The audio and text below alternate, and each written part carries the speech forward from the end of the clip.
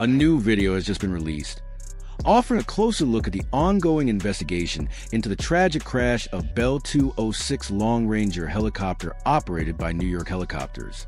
The NTSB held an early press conference, and now the identities of the victims have been confirmed. In this update of Taking Off, host Dan Milliken covers what we know so far and speaks with an expert helicopter pilot to analyze the incident. The victims were a family visiting from Spain, 5 passengers, including 3 children, who were excited for a helicopter tour of the New York City skyline. Tragically, their lives were cut short in an instant. The pilot, Sean Johnson, was a Navy veteran who transitioned into a career in aviation. Friends describe him as laid-back, friendly, with great taste in music and a skilled pilot. Our deepest condolences go out to everyone affected by this devastating event. As for the crash itself, there's currently no indication that Sean could have done anything to prevent it. The NTSB is investigating, and that will provide more definitive answers. Johnson held a commercial rotorcraft license with a valid medical certificate, and as of the end of March, he had logged 788 flight hours. It's not yet clear how much of that time was in the Bell 206. The helicopter, built in 2004, was owned by Meridian in Louisiana and operated by New York Helicopters, which is certified under Part 135 regulations for non-pilots. That refers to a stricter set of FAA rules applying to commercial operations like air tours. However, tourism flights can sometimes be flown under Part 91 rules. Those are less restrictive and typically apply to general aviation. Chair of the NTSB, Jennifer Homendy, raised this concern in a press conference, emphasizing that passengers paying for a flight should expect the same high level of safety, regardless of which set of rules the operator follows.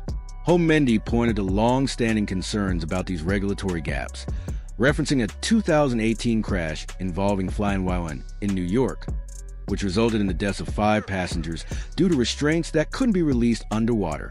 The aircraft in that crash wasn't required to carry black boxes or cockpit voice recorders, something Homendy says the NTSB has repeatedly recommended, especially for flights involving revenue passengers under Part 91. The investigation into the April 10th crash is still in its early stages. Authorities are searching for key components of the helicopter, including the main rotor, transmission, roof structure, and tail boom. The NTSB is urging the public to submit any photos or video evidence they may have of the crash. A newly surfaced video from April 11th shows a helicopter in apparent stable flight just before the incident, almost immediately after entering the frame. The aircraft exhibits a violent right yaw, followed by what appears to be the separation of the tail boom. Shortly afterward, the main rotor system and gearbox are seen departing the fuselage as the video circulated.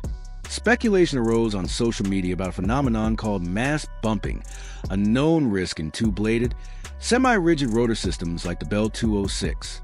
To clarify what that means, mass bumping happens when the rotor hub contacts the mast due to low or negative G-forces, often following extreme control inputs. It can lead to catastrophic failure, such as blade strikes to the tail or boom separation, but this typically occurs under aggressive maneuvers, not in level flight. To help break this down, Milliken consulted helicopter test pilot Scott Urschel. Analyzing the footage, Urschel noted that the aircraft appeared to be in straight and level flight before suddenly yawing right.